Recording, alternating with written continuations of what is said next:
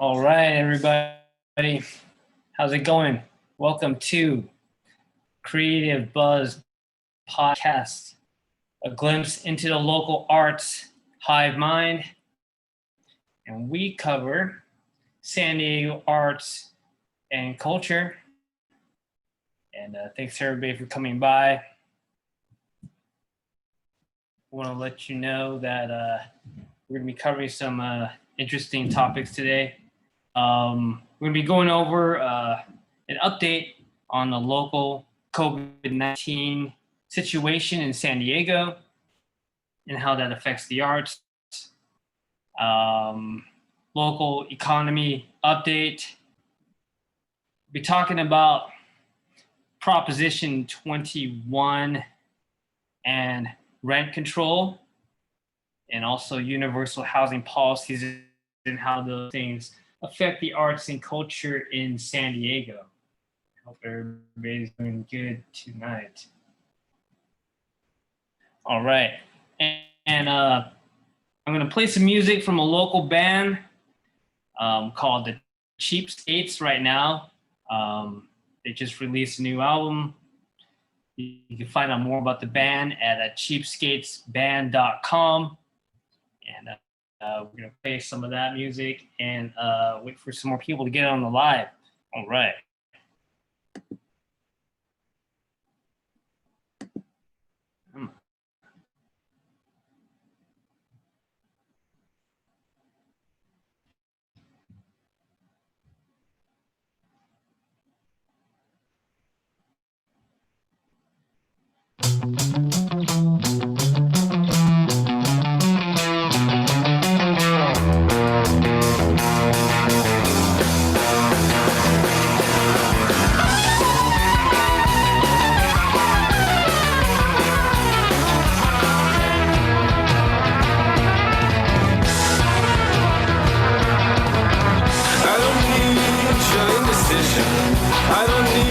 Contemplation at all for me too.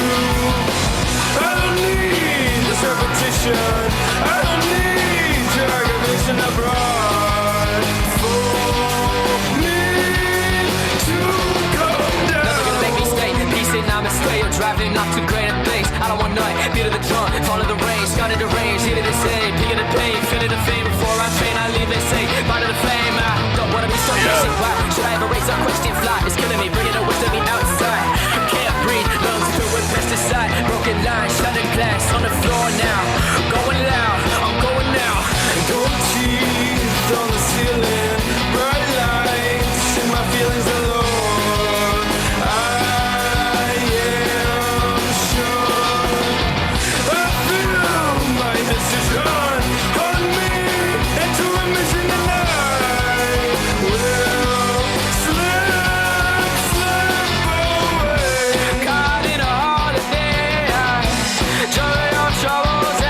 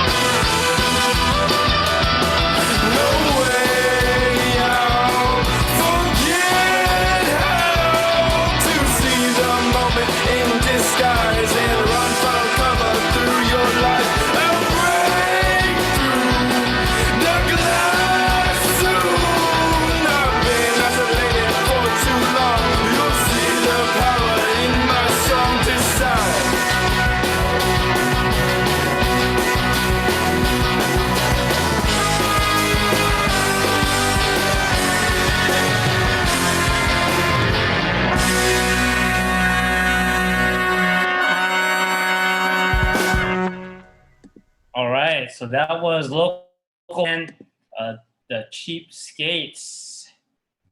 Check them out. Cheapskatesband.com.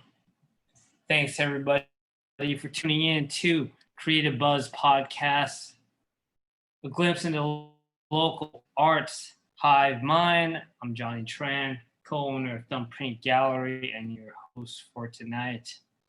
I want to let you know that Thumbprint Gallery is a sponsor of tonight's program.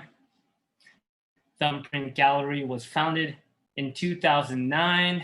We curate monthly and pop-up art exhibitions featuring emerging mid-career and established artists with a focus on contemporary pop culture and urban art and pop surrealism. The gallery seeks to provide an eclectic and engaging atmosphere to view art by bringing people together in appreciation and support of local, national, and international artists. If you like what we're doing, help us continue supporting the arts, help us stay afloat in this time of pandemic and recession. Donation of any amount will be appreciated. Our PayPal is info@thumbprintgallery.com. Venmo is at Thumbprint Gallery.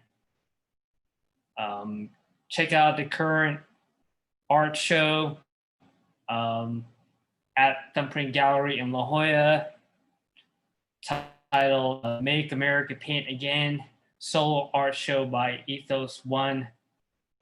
And we're open every Saturday from 12 p.m. to 4 p.m. So please come by.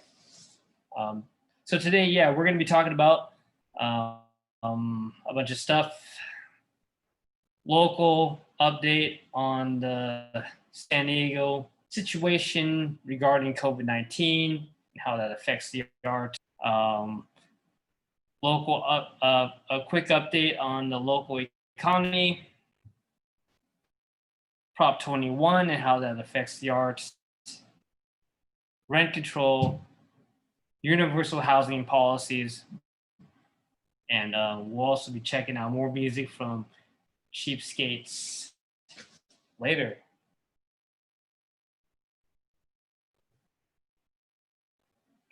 All right. So, of course, as we all know, COVID-19 has created massive disruption in just about all sectors of our economy globally and here locally, including the local San Diego arts and culture scene. The pandemic has resulted in shutdown of businesses, arts and culture events.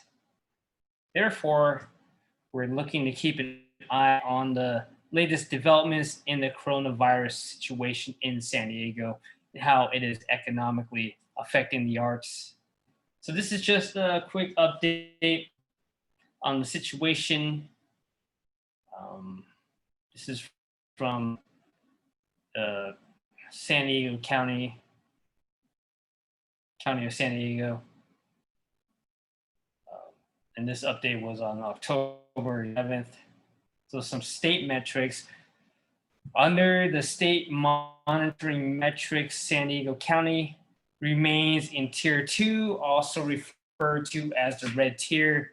I think that's the second.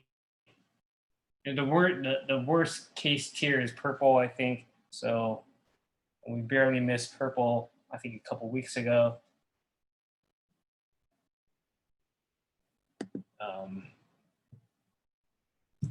San Diego State calculated adjusted case rate is 6.5 per 100,000 residents, down from 6.7. The unadjusted rate is 7.0, down from 7.2. The testing positivity percentage is 3.5%, the same as last week, and it's in tier 3, or otherwise known as the orange tier. The state has implemented a health equity metric that looks at the testing positivity for areas with the lowest healthy conditions. The new metric does not move counties to more restrictive tiers. The county's health equity testing positivity percentage is 6.2 and is in the tier currently. The county's health equity testing positivity percentage is 6.2 and is now in the red tier. California Department of Public Health will assess counties on a weekly basis. So we'll be keeping an eye on what's going on there. There's some community outbreaks in San Diego County. One community outbreak, which was confirmed on October 11th, happened at a restaurant or restaurant/bar. They don't specify which one. In the past 7 days, October 5th through October 11th,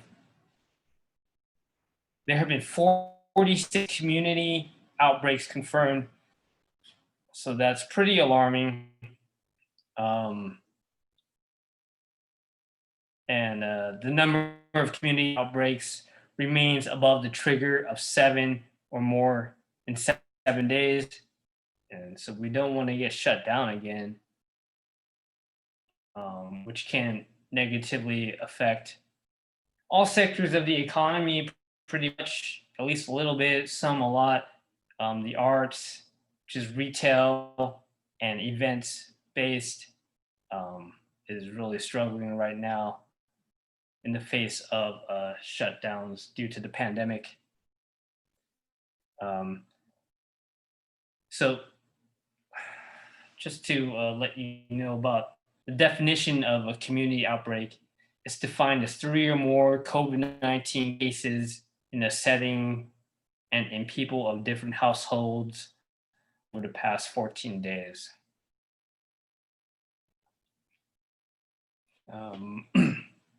Update on testing.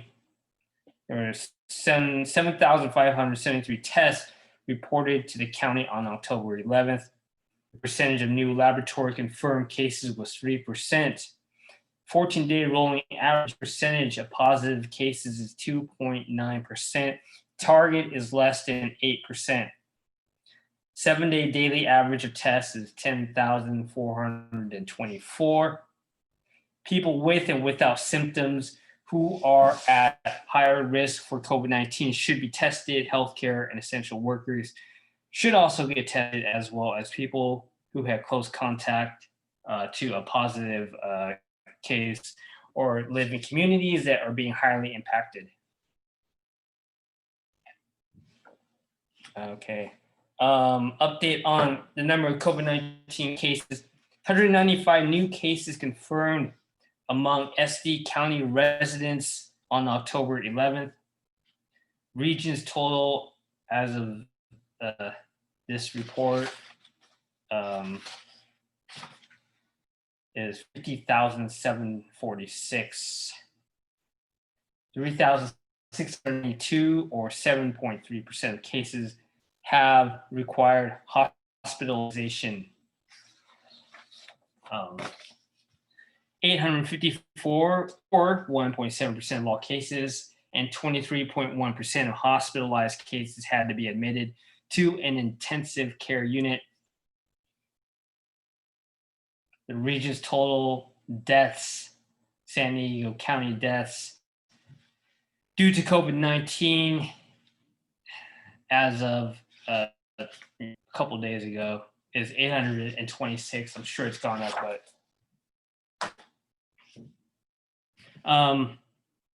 so the state of California has released new guidance on Friday that allows private gatherings of up to 3 households.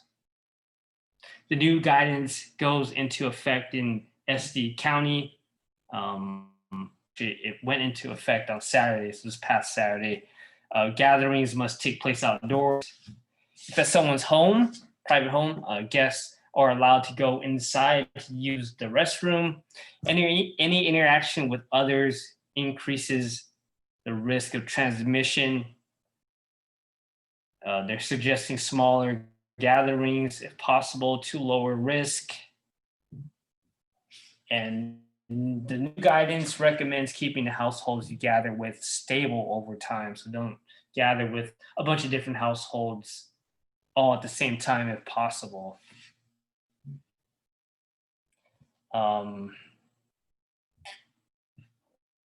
Participants in a gathering need to stay at least 6 feet apart from non-household members and wear face coverings, etc. Same as usual. Yeah, wear your mask. It is not a hoax. Anyone with COVID-19-like symptoms should stay home. If you attend a gathering and develop symptoms within 48 hours of the gathering, you should notify everyone who was at that gathering. Those in a high-risk group, such as older adults and people with chronic medical conditions, are strongly urged to not attend gatherings.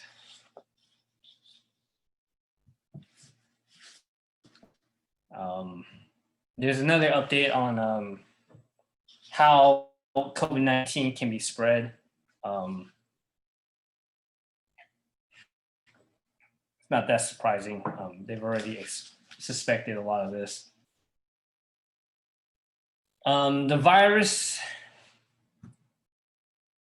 responsible for COVID-19 apparently has been shown to be able to survive up to 28 days on surfaces such as glass, steel, vinyl, paper, and polymer banknotes, according to Australian researchers. So, cleaning, hand washing, that is necessary. 28 days is a lot. That's pretty crazy. The findings from Australia's National Science Agency appear to show that COVID-19 can survive on surfaces longer than had anticipated. The study was peer-reviewed. They found the virus was quote unquote extremely robust at lower temperatures and remained infectious for longer periods than they had thought. So lower temperatures is bad compared to higher temperatures is what they're saying. Researchers tested the survival rates of the virus dried in an artificial mucus solution at 3 different temperatures on 6 common areas. All the experiments were carried out in the dark. However, UV light has already shown to kill the virus. It's interesting. I don't know what we're supposed to do with that information. I don't know. Buy UV light bulbs? I don't know. But however, coronavirus is mostly spread from person to person, small droplets from the nose or mouth when expelled, when you cough, sneeze, or talk. So that's kind of why bars, restaurants, especially bars, when you're getting drunk and getting a little loose and you're just talking a lot, that expels a lot more of the virus when you're talking. The World Health Organization has also said it is possible to become infected when drops on objects and surfaces. So, and they're saying after you touch those surfaces, don't touch your eyes, nose, or mouth. To protect yourself, the nation's health agency recommends that people keep a distance of at least 1 meter from others and disinfect frequently touched surfaces. To date, more than 37.4 million people worldwide have contracted coronavirus, over 1 million deaths.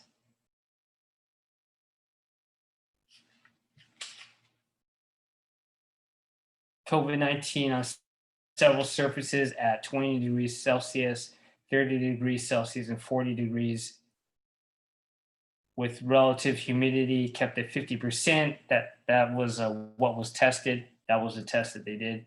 The surfaces used in the study were stainless steel, glass, vinyl paper, and banknotes made of polymer and cotton cloth.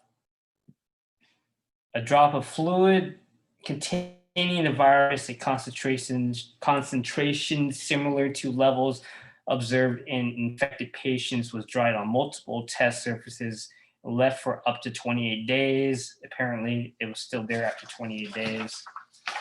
28 days on surfaces still have the virus. It appears that the virus stopped being infectious within 24 hours on certain surfaces when tested at 40 degrees Celsius. At 30 degrees Celsius, the virus's viability fell to 3 days on cotton and vinyl, 7 days on glass, steel, and polymer banknotes. These findings demonstrate SARS-CoV-19 can remain infectious for significantly longer times and generally considered possible, study authors said. So this is compared to the normal flu, which has been found to survive on surfaces for 17 days. So COVID-19, as we already know, I think 10 times more deadly than the everyday flu. Also, apparently, it lasts on surfaces for longer.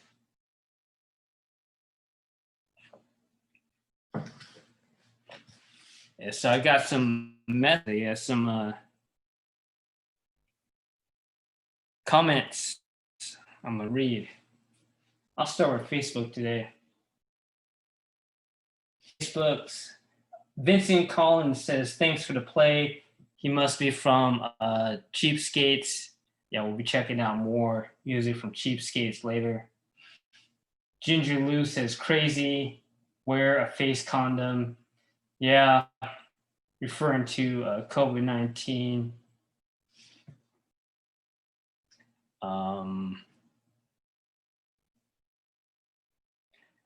Art by Aaron says, what's up? Hey, what's up, Aaron? Art by Aaron says, nice. Yeah, show off that AOC. Yep, my shirt.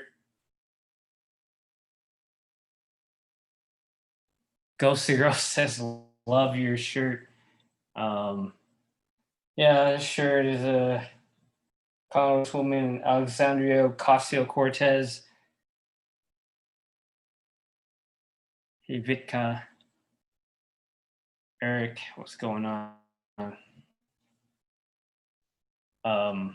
So, continuing on the topic of COVID-19's effect on the local San Diego economy, we will now take a look at the employment picture as it stands. This is important for the arts and culture because people do not have jobs to earn money. They have no money to spend on arts and culture. Even in normal times, this is highly important. This is from the Times of San Diego. The San Diego region's unemployment rate dropped to 9.9% in August, a 2.5% drop from the previous month. So basically, job market getting better, of course, but after being completely devastated, so it's not that great, but it is improving and moving in the right direction. According to the EDD, total non-farm employment in San Diego County increased by 20,500 jobs. Coronavirus pandemic and related job losses loom large over the economy, even as some industries resume business. The unemployment rate at this time last year was 3.4%, and it was just 3.1% in February. That's less than a third of the current rate, which means, compared to, what did I say, last year, the job market's pretty bad. That's how it is all around the country. Not totally surprising. Um, while the decreasing unemployment is a positive sign, it did arrive partially because fewer people are looking for work. Many San Diegans are battling difficult choices in the work-life balance, says Phil Blair, executive officer at Manpower West. We're seeing companies offering high-paying jobs as engineers and programmers and lower-paying jobs, such as production line workers. The problem is that whether someone can make $15 an hour or $50 per hour, people are worried about safety and taking care of kids at home. Employers need to recognize employee concerns and meet them halfway. All right. The data from the EDD does not reflect changing reopening tiers or the fact that SD County could roll back reopenings by as soon as Tuesday because of rising COVID-19 cases. And that could throw the entire economy into a state similar to the months of March, April, May, which we do not want. The region's unemployment rate rose to a record 15% in May.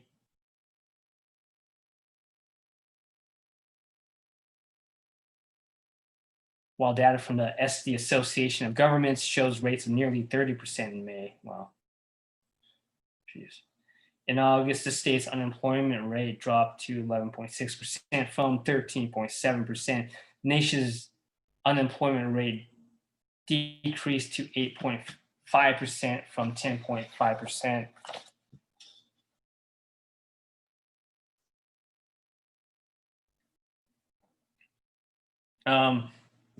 So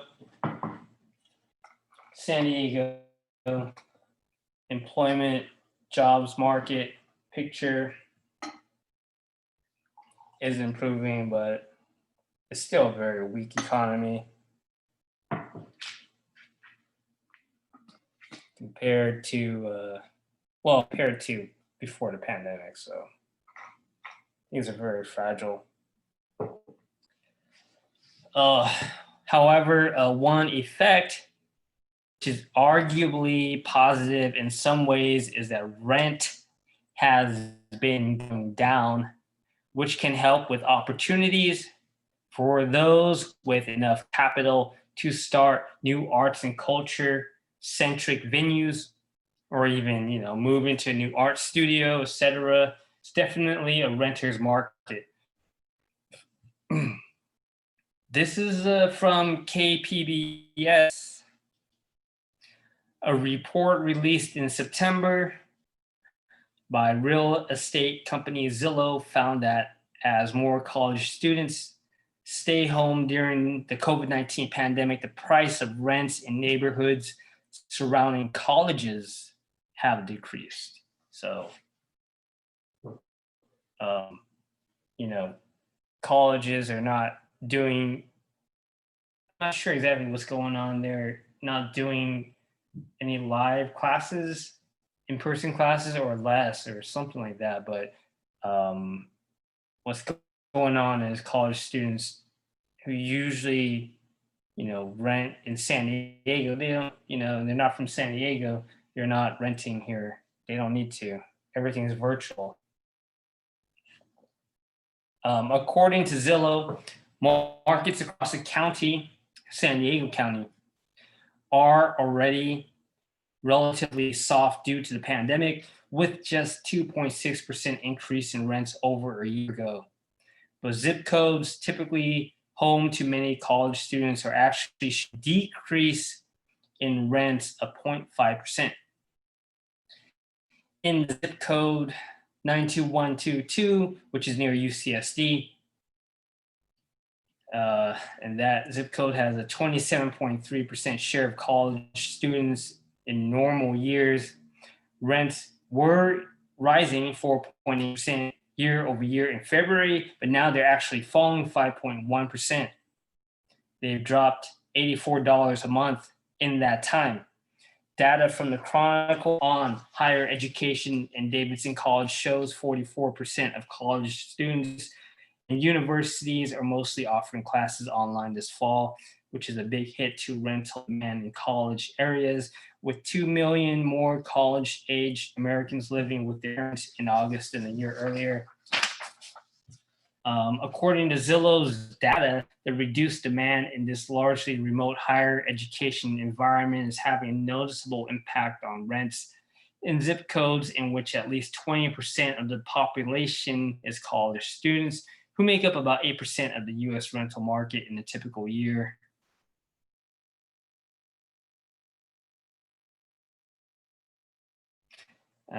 The softening rental market across the country is more stark in college neighborhoods as pandemic mandated campus closures and opportunities to complete courses online have provided motivation for young people to move back, said Zillow senior economist Cheryl Young. Any leases ending at the end of summer or the beginning of fall, we can expect even greater impacts in the months ahead. Good news for rental owners is administrators seem to be itching to bring students back to campus as soon as they can do safely. All right. In May, the average was only 1% lower in college areas than non-college areas. By August, that gap had widened to 3%. Wow. That's the most college area rents have fallen below rents elsewhere since 2017.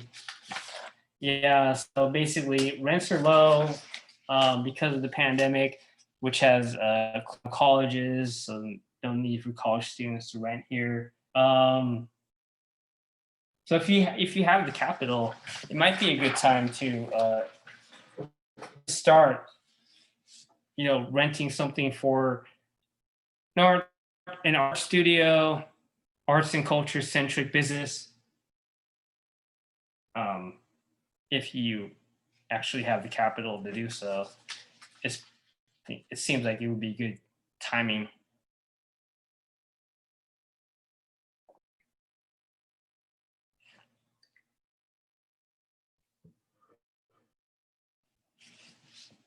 All right. What am I doing here?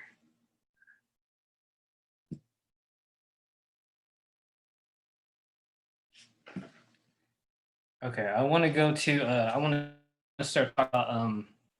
Oh, let me answer some questions here. On Instagram,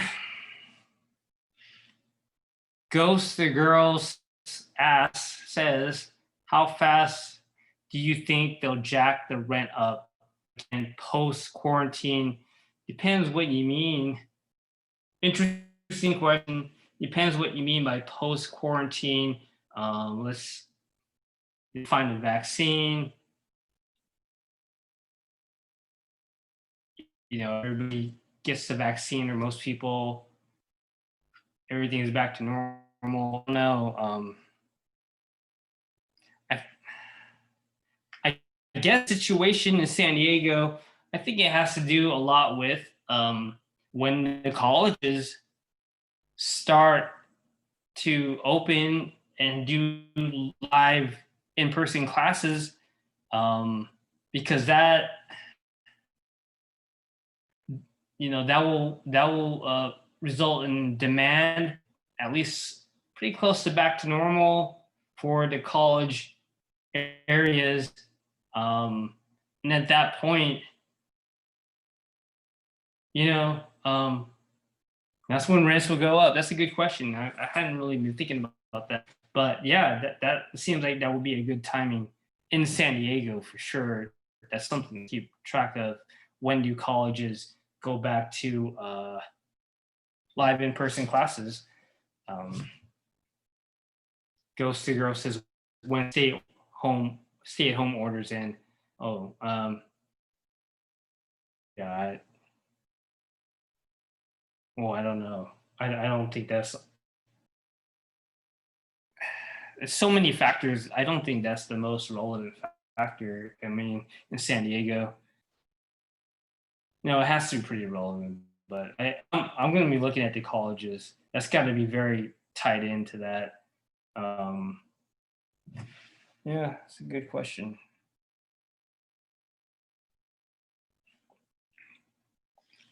Hey, I want you guys to know that this podcast, Creative Buzz Podcast, is sponsored by Thumbprint Gallery.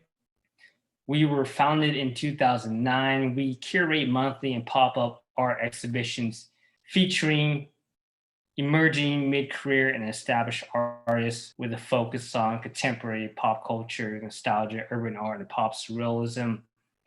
The art gallery seeks to provide an eclectic and engaging atmosphere to view art by bringing people together in appreciation and support of local, national, and international artists. Consider making a donation of any amount to our PayPal at thumbprintgallery.com. Venmo is at Thumbprint Gallery. Help us continue supporting the arts. Also, check out our current art exhibition, Make a Paint Again, solo art exhibition by Ethos One. We're in La Jolla. Check us out, thumbprintgallery.com. We're in La Jolla. We're open Saturdays, 12 to 4 p.m. So hope you guys can make it out. Yeah, so let's move on to Proposition 21. Speaking of rent and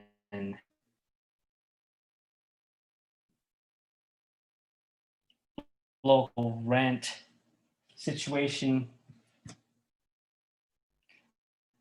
rent control is once again on the ballot for November. We're now going to take a look at 21 in California. Once again, just to circle back, this is important because gentrification has resulted in closing down of many art galleries, arts and culture-centric businesses, rising cost of living,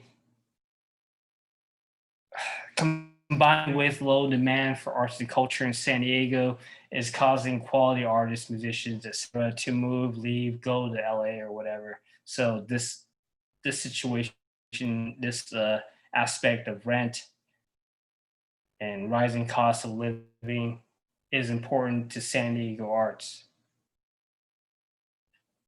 Of course, we've been talking about this on the podcast forever.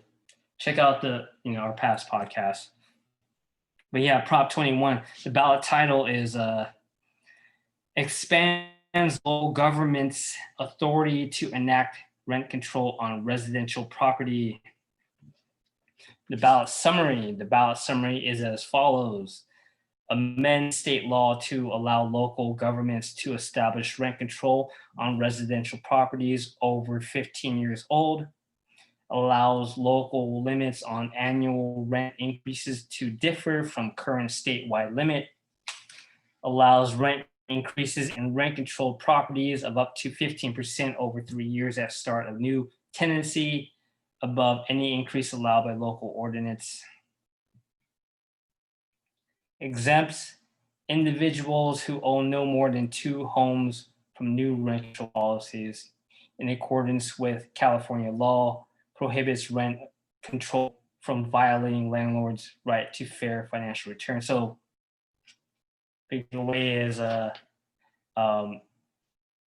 local government, their ability to implement stronger rent control measures will be increased by a yes vote on Prop 21 if it passes. Yeah, more specifically, what would the ballot measure change about rent control in California? I'm going to get in the weeds just a little bit here, so bear with us. The local measure would replace the Costa-Hawkins Rental Housing Act, passed in 1995. Prior to the enactment of Costa-Hawkins, local governments were permitted to enact rent control, provided that landlords would receive just and reasonable returns on rental properties. Costa-Hawkins continued to allow local governments to use rent control, except on A, housing that was first occupied through February 1st, 1995, and B, housing units with distinct titles such as condos, townhouses, and single-family homes. The ballot measure would allow local governments to adopt rent control on housing units, except on A, housing that was first occupied within 15 years, and B, units owned by natural persons who own no more than 2 housing units with separate titles, such as single-family home condos and some duplexes.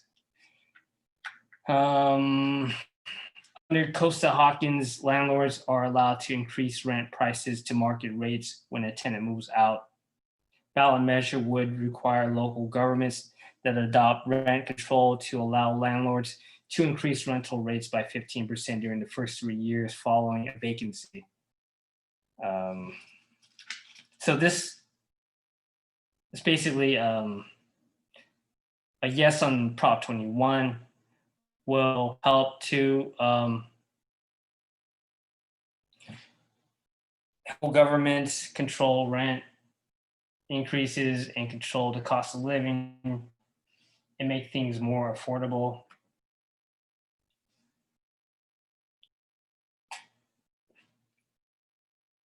And of course, the same struggle not only happening in California, but also other states and cities. Here is a clip from the podcast, The Majority Report in 2017, illustrating similar challenges to rent control in Seattle and New York. All right.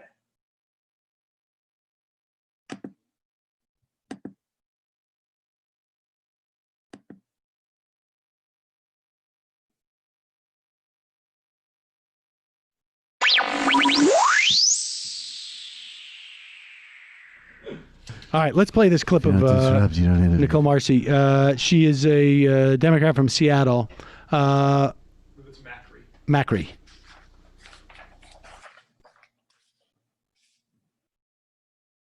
There was a demonstration by the Washington Community Action Network, I guess yesterday.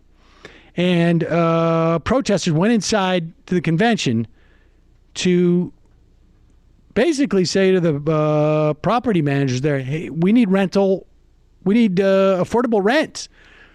In Seattle, I don't know the exact date on this, but I believe is in the top 5 in terms of like over the past 10 years, skyrocketing rents. And this is a pretty good speech for 43rd district. That our state needs to put more investment into building housing.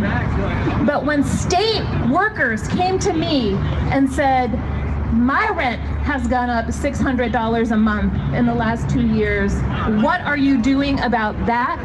I knew that it was time to sponsor a bill to repeal the ban on rent control and regulation in the state. I mean, this is... We've all but butchered it in New York. I lived in Cambridge, Mass. when it was there, and it made the, it made it affordable to live in that city. I mean, some parts weren't, but it made it affordable there. Now, I don't know anybody can live even close to be there. It's good to see. All right. All right, so... yeah, that was from the Majority Report political podcast. Yeah, so that's important. As you know, gentrification, a big topic in San Diego, arts and culture. Many galleries have been forced to close, move, etc. People getting priced out. I mean, it's been in the media for a while. People have been talking about for a while in the arts and culture, and yeah, so anything we can do to keep the cost of living down is good. And we need to understand the economic forces that affect that. So that's why we cover these types of things on the podcast, because it's all connected. The arts is not a vacuum. The arts touches, every part of society, and all parts of society impacts the arts, economics, politics, and all that. Yeah. So thanks, guys, for coming to the Creative Buzz podcast. So coming up, we're gonna be talking a little bit more about rent control and the arguments against it, and we'll be talking about universal housing policies and the idea of that, and how that will affect the arts and culture. And yeah, so we're gonna take a little break, play some more music from the Cheapskates. I think I'm just gonna do this right now. Everybody on Instagram, I'm gonna end the feed. I'm gonna restart it, and then because they have a 1 hour limit or whatever, so yeah, I'm gonna end the feed on Instagram, restart, so jump right back on. All right.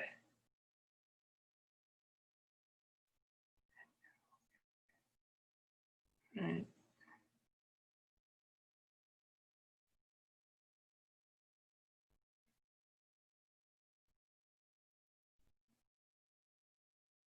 One second, guys. All right, here's Cheapskates.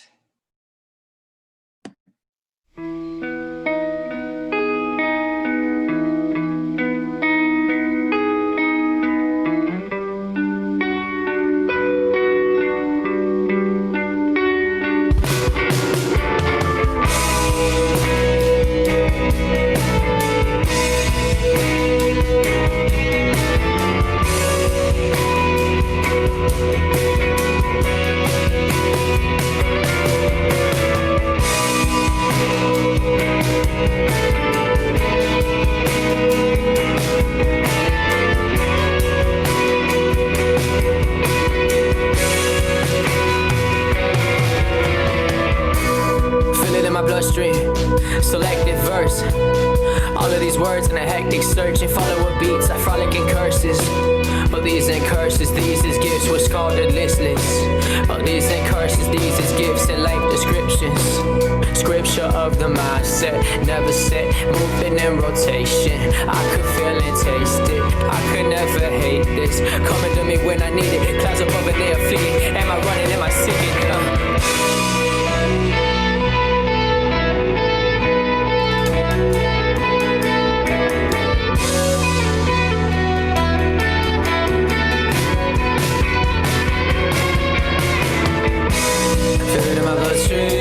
Still active verse. All of these words in a hectic search. If all the world beats, I frolic in curses. Is this worth it? Is this working? But these ain't curses, these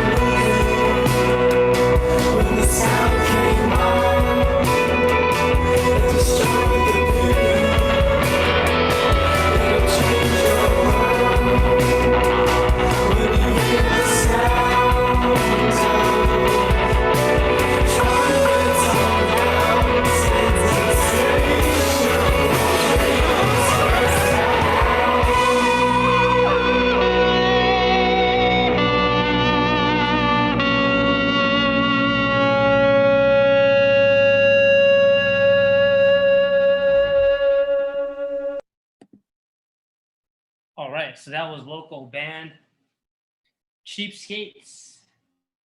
Check them out, cheapskates.com. Also, check out our sponsor, Thumbprint Gallery. Founded in 2009, we curate monthly and pop-up art exhibitions featuring emerging mid-career and established artists with a focus on contemporary pop culture, nostalgia, urban art, and pop surrealism.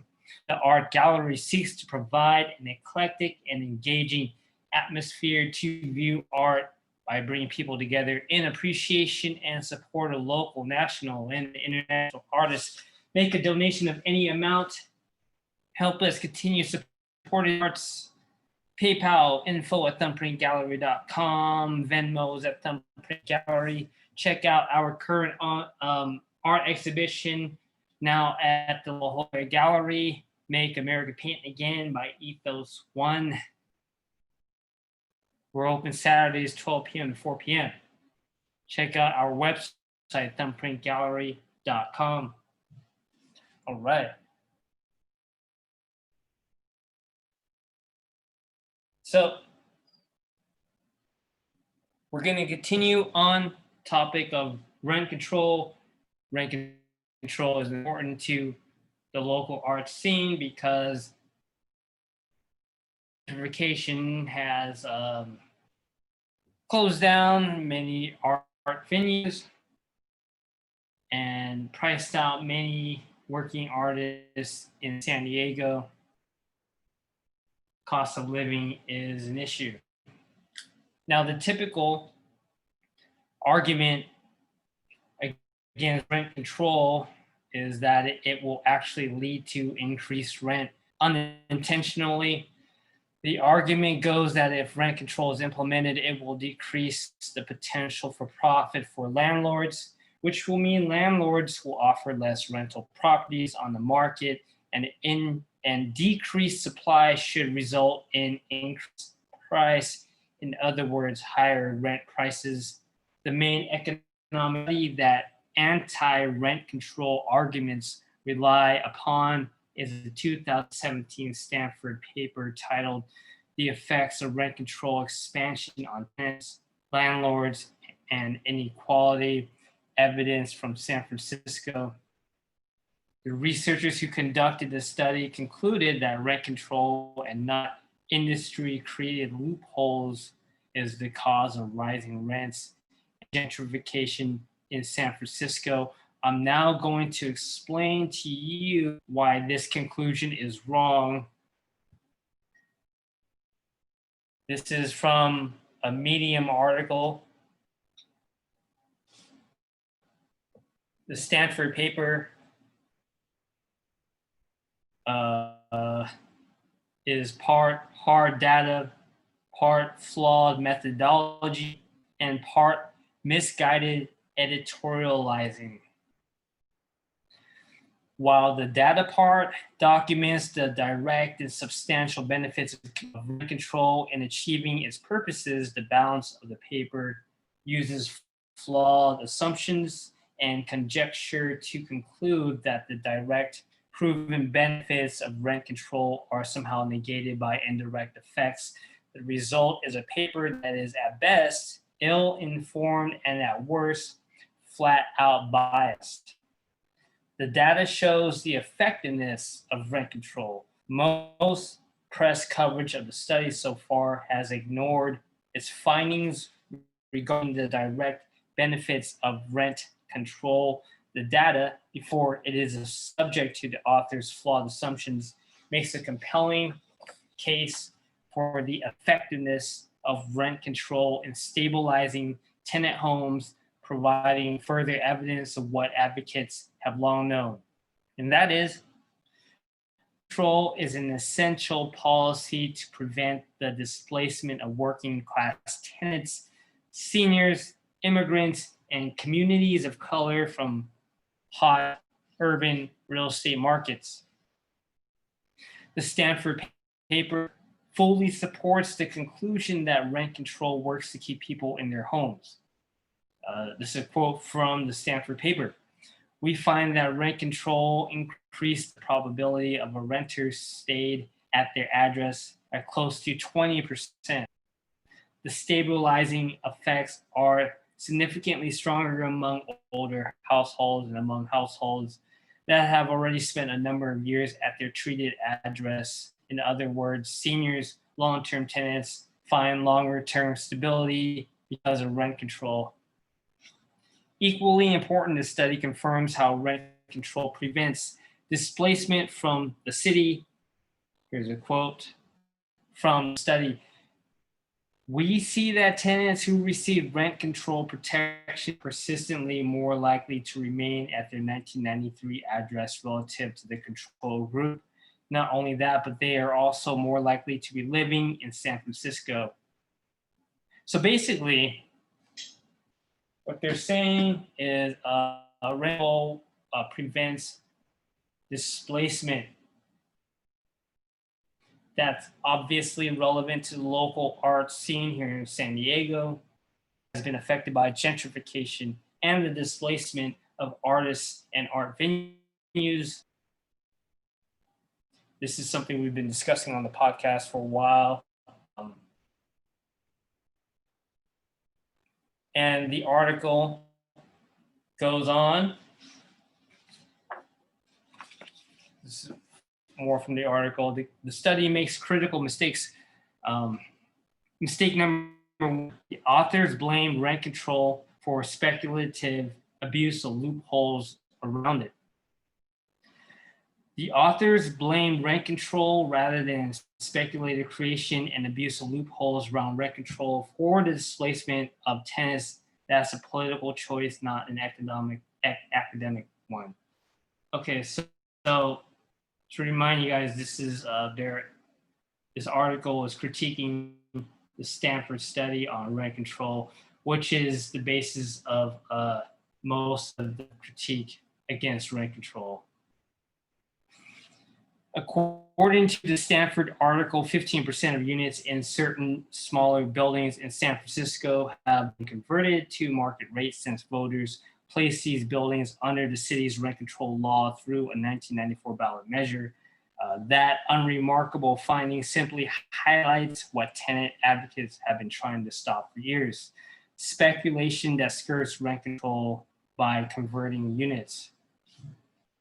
It's fairly obvious that regulating a good or service creates an incentive for the seller of that good or service to try to avoid the regulation. Indeed, the authors find that the owners of exogenously rent-controlled properties substitute to other types of real estate that are not regulated by rent control. However, the authors act as legislators were powerless to plug up loopholes that allowed converted rent-controlled housing. So-called, quote, tendencies in common, unquote, were brought to San Francisco by real estate properties who sought to buy and sell apartments but could not condo convert more than 100 rental properties a year because of the city's visionary condo conversion ordinance passed in the 80s. So the speculators created condo-like entities called TICs, hoping they were legally different enough to be outside the condo conversion law. Efforts to regulate TICs as condos did not succeed.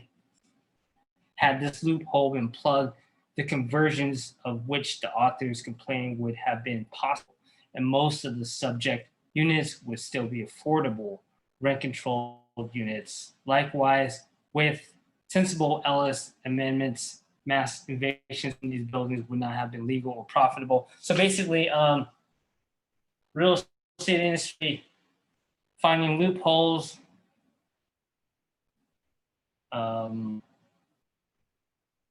which allows them to raise rents. And the Stanford study does not take that into account, is what he's saying.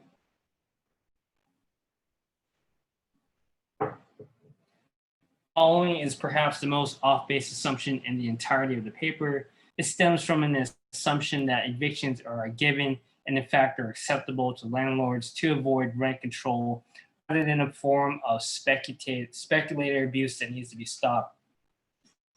authors write, quote, "In practice, landlords have a few possible ways of removing tenants.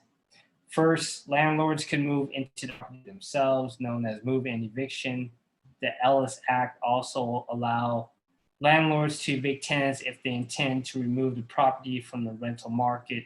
For instance, in order to convert the units to condos. Finally, landlords are legally allowed to offer the tenants monetary compensation for leaving. In practice, these transfer payments from landlords are quite common and can be quite large. Moreover, consistent with empirical evidence, seems likely that landlords would be most successful at removing tenants with the least built neighborhood capital, those tenants who have not lived in the neighborhood for long." So the authors of the Stanford study refuse to entertain the possibility that rent control is not functioning fully due to loopholes without which these landlords would have had not few but no ways of removing tenants.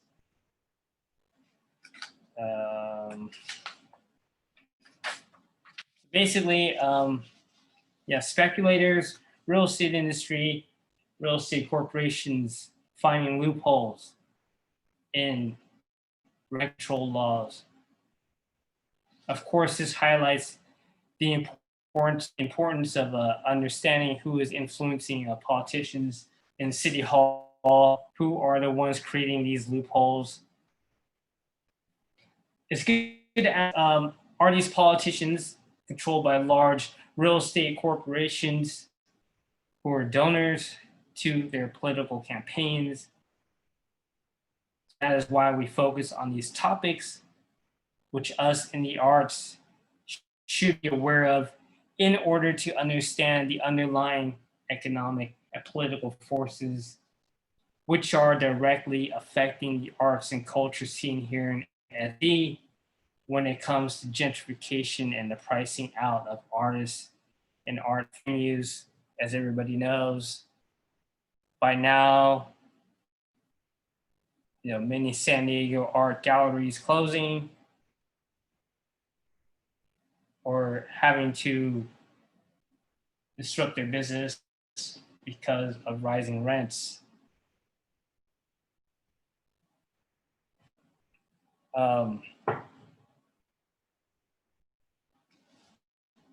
So the Medium article goes on critiquing the Stanford paper, which is the main study that anti-rent control critics use to critique rent control. Mistake number 2, the author's causation analysis ignores other important causes of rents rising. Rents rise for many reasons. Rent control is not one of them. In fact, without rent control, cities like San Francisco would be almost exclusively for the rich. Cambridge provides a clear case of what happens without rent control, and it's no surprise rents go up. When rent control was eliminated in Massachusetts, cost of all housing in Cambridge, formerly rent-controlled and uncontrolled units rose dramatically.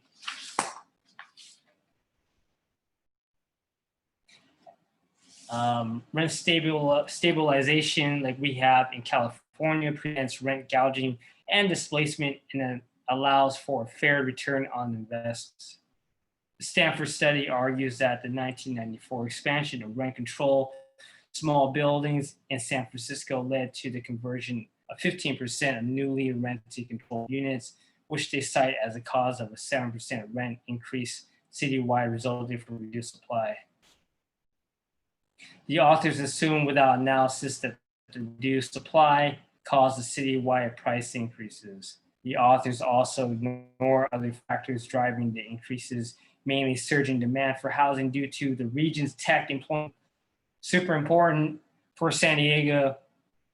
Tech boom in San Diego going on right now.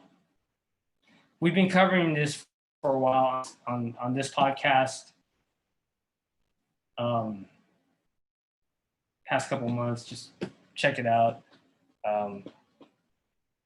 Yeah, tech boom in San Francisco destroyed the San Francisco art scene, and is likely will do the same in San Diego.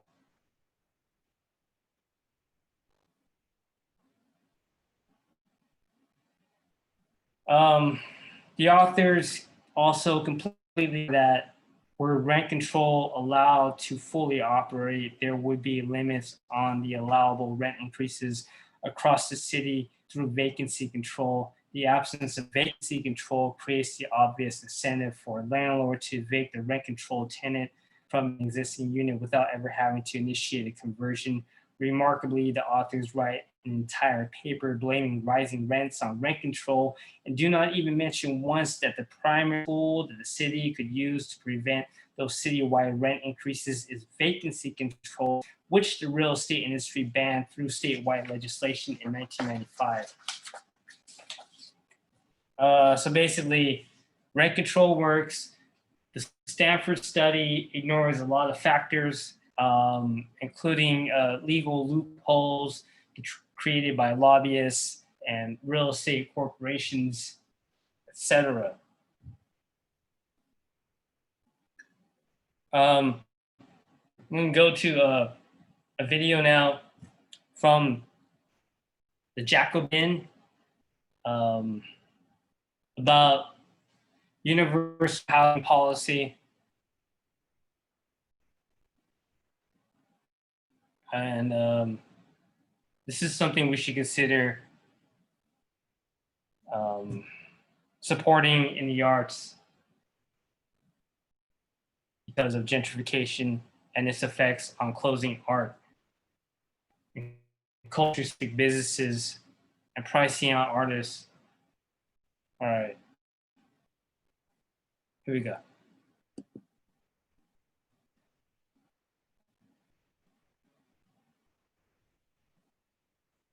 In theory. That's really great. It's kind of interesting to me, like when you were talking about some of the myths that come up around rent control, a lot of them seem to parallel the way that people talk about other, major social programs like healthcare or education. But I think in this country, we really are not used to thinking of housing as a social program. We're used to thinking of it as a commodity and like something that can be profited from.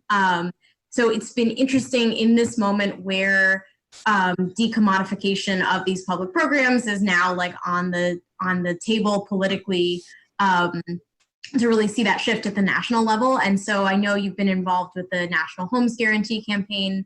I was wondering if you could talk a little bit about what that looks like, and also about the fact that I think Bernie Sanders was the first presidential candidate, certainly in my lifetime, but maybe ever, to have national rent control as part of his platform.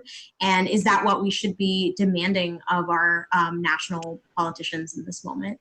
Yeah, I mean, absolutely we need. So I think a fundamental thing is that we have had a federal housing policy that is just entirely structured around how can people become homeowners. And that means that we are leaving more than half of the people in this country out. And so Bernie Sanders is definitely the first presidential candidate in my lifetime too. I mean, I guess we're not really that old, to really center renters in his housing policy. And so in addition to lifting state bans on rent control and passing a national rent control policy and a national right to renew your lease policy, Bernie Sanders also called for a deep investment in public and social housing. Which I think is another thing we need to be deeply demanding. What we are seeing is we're seeing a reignited belief in the public sector and the public sector's ability to provide the things that people need to live, like housing and healthcare and education. So both the call for national rent control, the call for an investment in public and social housing are really critical components of the Sanders housing platform that I'd like to see continued beyond the Sanders campaign. And I know that people are going to keep organizing for those things.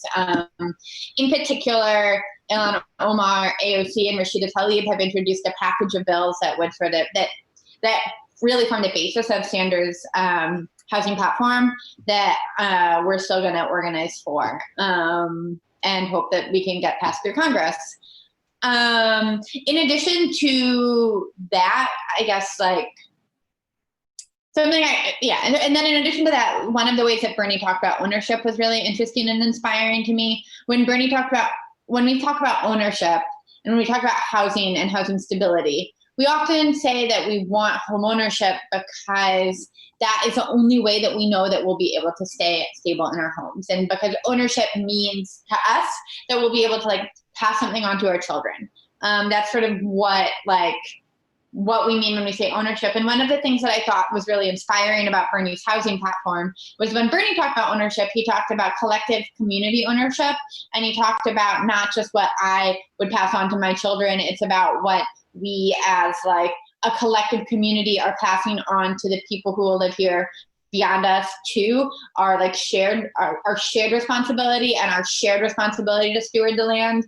And to me, that is like a small but deeply ideological and deeply important difference between how Bernie sees housing compared to how many other like non-movement politicians see housing. I mean, like Joe Biden's housing plan is about like how can we get more first-time home buyers, and getting more first-time home buyers doesn't actually address the problem that we have. The problem that we have is that if we continue to treat this as like an individual me thing, like I need housing, and we're never going to be able to solve the scale of the crisis, or we're never going to be able to meet the scale of the crisis. And it's kind of crazy. And one last thing that just your question reminded me of, like, the way that we approach housing, let's think about like any other social program if we would feel comfortable with that.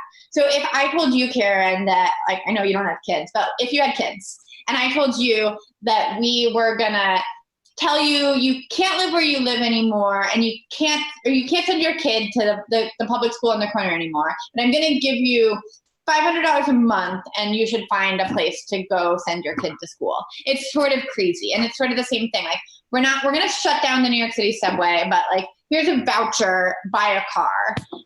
It's sort of crazy the way that like we talk about housing is like very individualized, and we wouldn't apply that to any other field really. But because it's so property and housing are so linked with profit and individualism, it's hard for us to see that what we're saying about housing is crazy. Yeah, and I think, I mean, there's okay, so that was from the Jacobin about universal housing policy, something, food for thought, something to think about. Another thing to think about is our sponsor, Thumbprint Gallery, which was founded in 2009.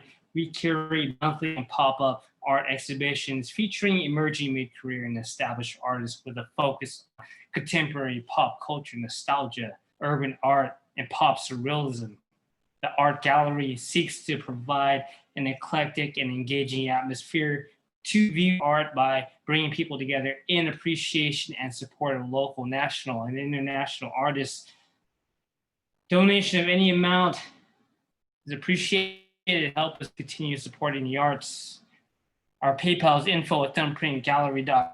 Venmo is at Thumbprint Gallery. The current art exhibition in our location is Make America Paint Again by Ethos One. Please come check it out.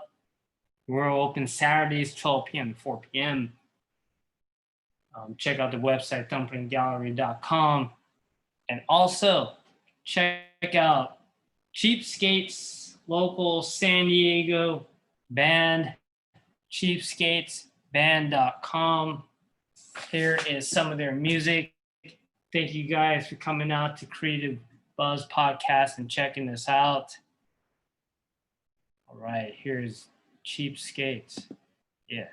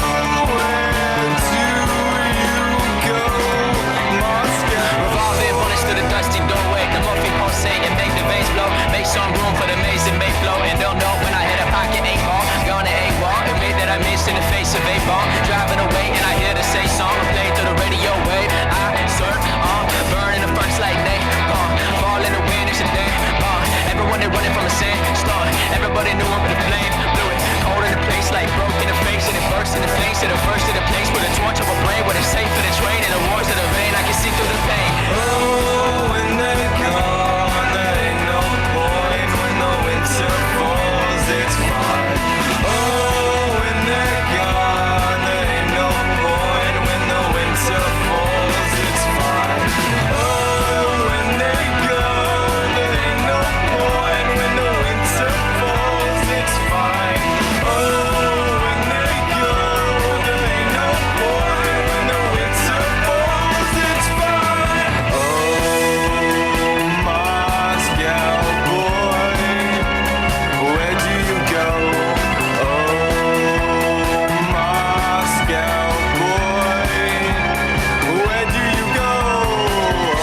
Oh, Moscow boy, where do you go? Oh, Moscow boy, where do you go? On a night just like this, filled with ramblings in the car by the sidewalk, I tumbled to the same spot on the bushes on the hill to piss, lifting my cap up to have a better view of the stars, thinking how everything repeats itself. Everything.